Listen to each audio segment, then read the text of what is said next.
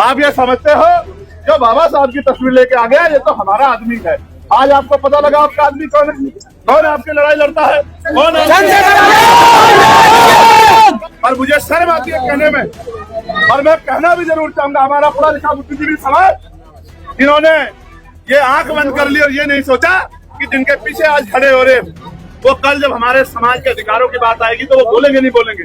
जिन नेताओं के मुंह से, उत्तर प्रदेश के बड़े बड़े नेता जिनके मुंह से दो शब्द नहीं निकले, गलत तो कह सकते थे, उन परिवारों के लिए न्याय की मांग तो कर सकते थे, उन परिवारों की आवाज तो उठा सकते थे, अब आके उनके साथ तो खड़े हो सकते थे। लेकिन क्योंकि उनका आपसे चुनावी रिश्ता, मैं जिनकी बात कह रहा हूँ आप समझ गए होंगे। इतने बड़े अपमान में बताओ, इससे बड़ा अपमान हो सकता है क्या? पिछले 20 साल में आपने कोई ऐसी घटना सुनी है क्या? इतनी बड़ी घटना पे जिनके मुंह से दो शब्द नहीं निकले कि भाई इन लोगों ने गलत किया, इन पे कार्रवाई होनी चाहिए, सिर्फ जाति की वजह से कल वो सत्ता में आने के बाद आपके अधिकार दे देंगे। ये बाबा साहब की फोटो लेके कोई आ जाएगा, उससे भरोसा मत करना। आपका भरोसा जब तक चंद्रशेखर के साथ है तभी अन्याय करने वालों को सजा मिलेगी। इससे पहले भी खतरा बता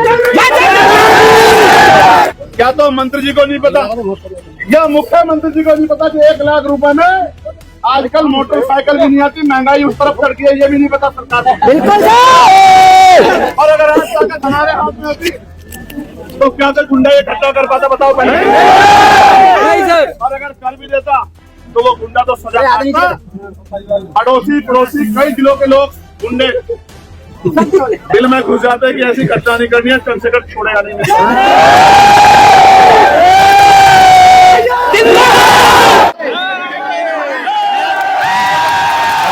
फिर से एक बार अपनी बात कहने के लिए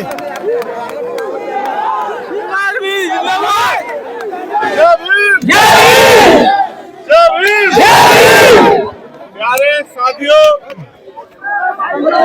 आज आपको पता है कि इस पीड़ा की घड़ी में हमें आपके साथ अपने उस परिवार के बीच में आना पड़ा है। आने का कारण भी आप लोग जानते हैं। हम लोग यहाँ शादी में शामिल होने के लिए नहीं आए, हम लोग यहाँ सगाई में शामिल होने के लिए नहीं आए। आज हम यहाँ हमारे परिवार का हुआ है और जिस तरह की तकलीफ में हमारा परिवार है उनके दुख को बांटने के लिए और उनको ये विश्वास दिलाने के लिए कि वो अकेले नहीं है, पूरा समाज और हर वो व्यक्ति जिसके अंदर नैतिकता है, जो न्याय को मानता है, जो इंसानियत के धर्म को मानता है, वो सब लोग उनके साथ हैं। यही संदेश देने के लिए आज हम सब लोग यहाँ आए। प्यारे साथियों, ये ताली बजाने का विषय नहीं है, क्योंकि आप देखो आज मैंने घटना को जाना, जब मैंने घटना को जाना तो मुझे एहसास हुआ कि वो परिवार क्या कर रहा है। मैं उन बेटियों से मिला, वो बेटियां खाना नहीं खा रही है, वो पानी तक नहीं है, उनकी माँ और उनके पिता उनके आगे हाथ जोड़ रहे हैं, वो बच्चियां आंसू रो रही है। वो आंसू तो देखने में पानी के हैं लेकिन उन आंखों से खून बह रहा है, क्योंकि जिन आंखों में सपने थे बड़े बड़े, आज उन सपनों को कुछ गुंडों ने गुंडागर्दी के जरिए उन सपनों को चकनाचूर कर दिया। मुझे और आज सबको यहाँ पहुँचने में पीड़ा है, लेकिन मैं ये सोचता हूँ कि आज ये परिवार हम सबकी तरफ देख रहा है कि हम लोग उनका साथ देंगे, तो साथ में आने जाने से नहीं होगा, वो साथ हमें उनका हाथ पकड़ के और कंधे में कंधा मिला के उनका देना है। जब वो अपनी शादी की तारीख रखेंगे तो हमें उस शादी में शामिल होना है, सहयोग भी करना है। सहयोग इसलिए करना है कि उनका बहुत बड़ा नुकसान भी हुआ। आपने देखा एक पिता अपनी तरफ से लोन लेके अपनी बेटियों के हाथ में पूरा खाना बना हुआ, पूरी मिठाई बनी हुई, पूरा सामान तैयार और सब कमन दो भाई मेरे। जिन गुंडों की वजह से हुआ वो गुंडे गिरफ्तार तो हो गए हैं, लेकिन जब तक उनको सजा नहीं मिलेगी हम लोग चैन से बैठने वाले नहीं हैं। अभी परिवार को खतरा है कि जिन गुंडों ने ये घटना की, ऐसा ना हो कल वो जेल से आके उन बच्चियों को या परिवार का जहाँ रिश्ता उनको परेशान करें, या उन लोगों को जिन्होंने कार्रवाई की, क्योंकि उन्होंने धमकियां दी, इसकी जानकारी पुलिस को भी है। तो उन्होंने 2 मांग मुझसे रखी है, उन मांग को मैं पूरा करूंगा। इस बात में मैं आपको बताता हूं। इनकी मांग ये है, पहली तो उनको वो भय के साए में है। हालांकि मैं मानता हूं कि किसी भी जाति में सब लोग बुरे नहीं होते, कुछ ही लोग ऐसे गुंडा तत्व होते हैं जो गांव के संस्कार और बहन बेटियों के सम्मान की परवाह नहीं करते। मैं मानता हूं हर जाति में ऐसे आदमी बहुत बड़ी संख्या में नहीं। अगर सब लोग इतने अन्यायी हो जाएंगे, सब लोग इतने अत्याचारी हो जाएंगे, तो फिर ये प्रकृति जो है, ये जो सृष्टि है, दुनिया चल ही नहीं पाएगी। इसलिए मैं मानता हूँ कि उनकी संख्या कम है, लेकिन मुझे दुख इस बात का है कि उनके परिवार ने उनको अच्छे संस्कार नहीं दिए।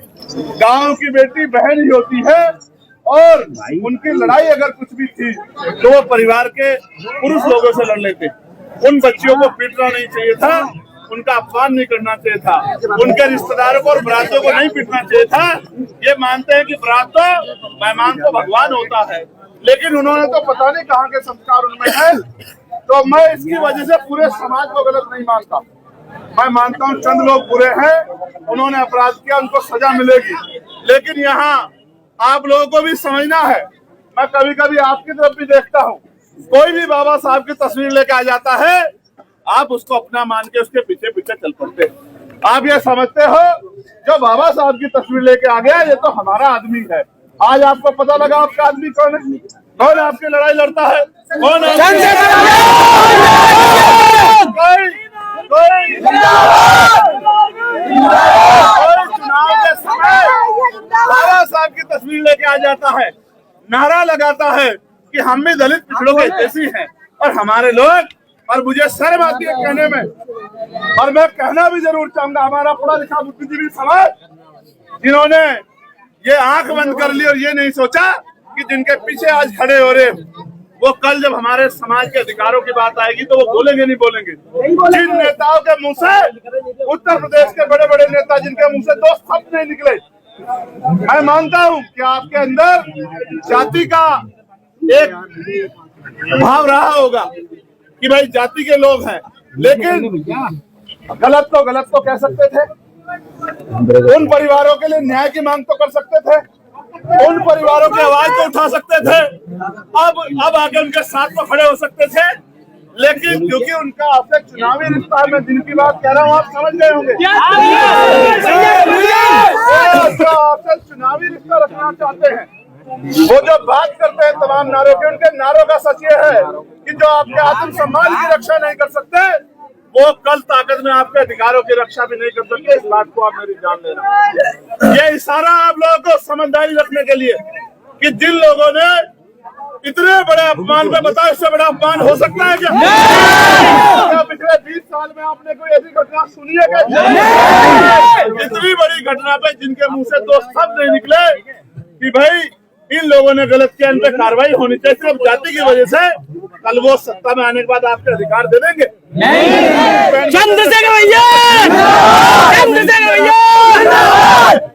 इसलिए समझा रहा हूँ कि आपको अपनी लड़ाई स्वयं लड़नी पड़ेगी, या फिर आपके लिए मरने के लिए भी हमारे आजाद समाज पार्टी के लोग खड़े। आप इस बात को याद रखना, ये बाबा साहब की फोटो लेके कोई आ जाएगा उस पर भरोसा मत करना। आपका भरोसा जब तक चंद्रशेखर के साथ है तभी अन्याय करने वालों को सजा मिलेगी। इससे पहले भी घटना बता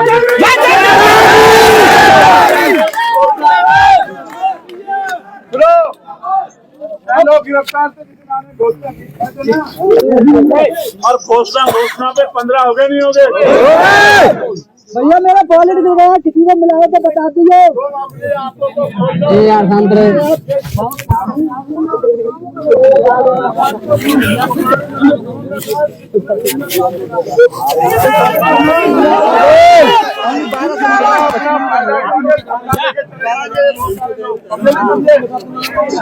मीडिया के माध्यम से कहना चाहता हूँ कि प्रशासन को इस परिवार की सुन लेनी चाहिए, कैसे इनकी सुरक्षा सुनिश्चित हो पहली बात, और इनको इनकी सुरक्षा के लिए लाइसेंस दिया जाए।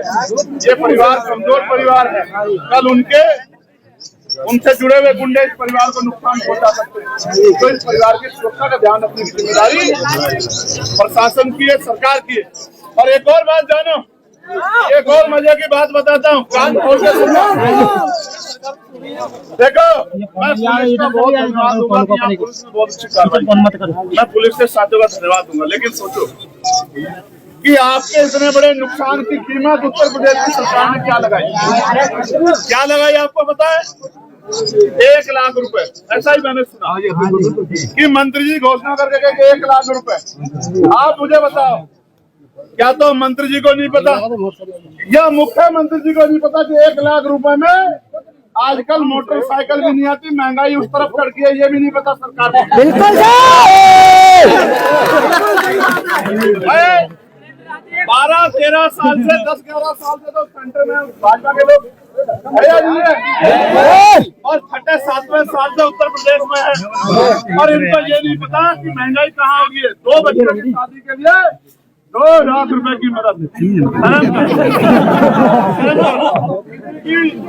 किसी की नेता की गाय भाग जाती तो उसको 2 लाख रुपए का मुआवजा दे देते, प्रशासन लगा देते। और आपकी कीमत क्या लगाते हैं?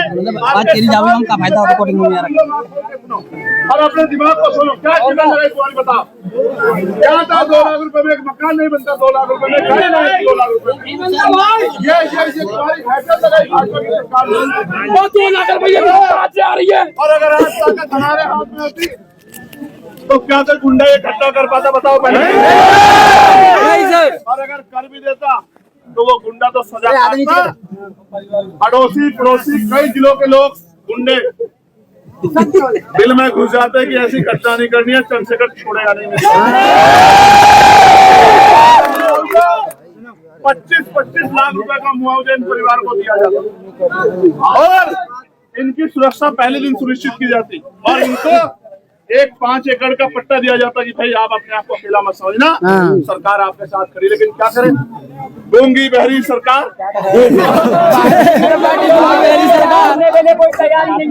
आपकी कीमत लगाती है 1 लाख रुपए।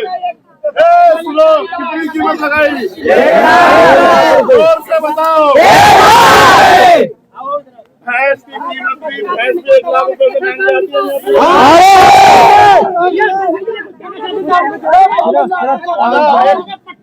अब हम खत्म करते हैं अपनी, सुन लो।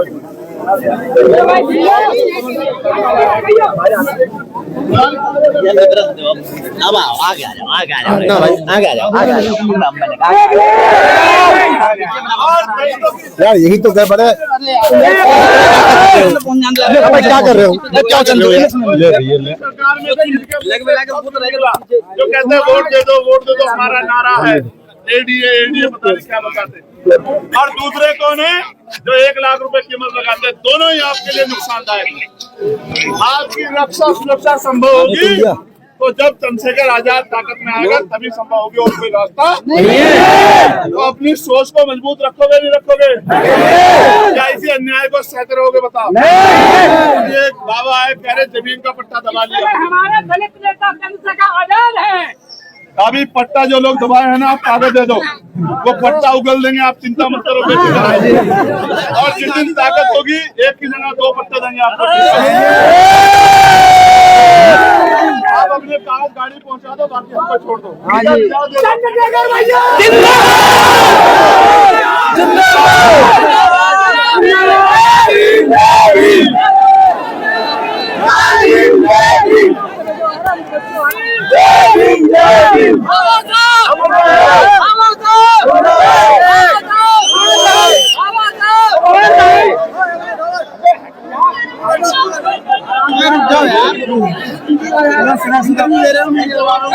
भाई तुम तो हट जाओ पीछे यार, मीडिया तो नहीं आने दे रहे यार, इतना बुरा हाल कर रखा है तुम लोगों ने। हटियो हटियो हटो हटो हटो हटो हटो हटो हटियो।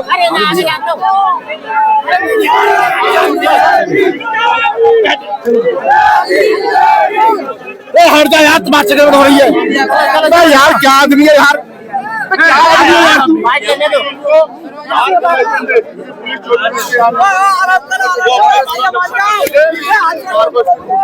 करनी चाहिए।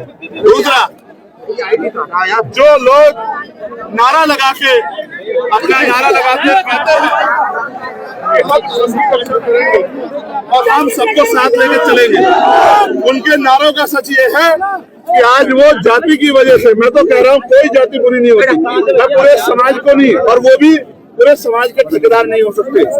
समाज में बुरे लोग भी हैं, लेकिन एक शब्द नहीं निकाल पाई, इस बात का उदाहरण है कि उनके अंदर इच्छा शक्ति नहीं, वरना वो घटना के बाद गलत तो कह देते, सपा पीढ़ी की कानून के राज की बात तो कर देते, इस परिवार के आंसू पोंछने की बात तो कर देते, इस परिवार को न्याय दिलाने की बात तो कर देते। कुछ नहीं हुआ, इसका मतलब उनके नारे खोखले हैं। और सरकार ने क्या किया, 1 लाख रुपए में भैंस नहीं आती। मुख्यमंत्री को नहीं पता 1 लाख रुपए में मोटरसाइकिल भी आज नहीं आती। ये मजाक उड़ाने जैसा है। मुझे इस बात की तकलीफ है कि सरकार ने हमारी पीड़ा को नहीं समझा। मैं मांग करता हूं कि 25-25 लाख रुपए का मुआवजा इस परिवार को दे, क्योंकि अपना सब कुछ दांव पे लगा के अपने सम्मान की रक्षा और उन बेटों का सम्मान से जो विवाह करना था। जो इस कानून व्यवस्था का जो बुरा हाल है, जो सरकार की वजह से, जिसके कारण मुझे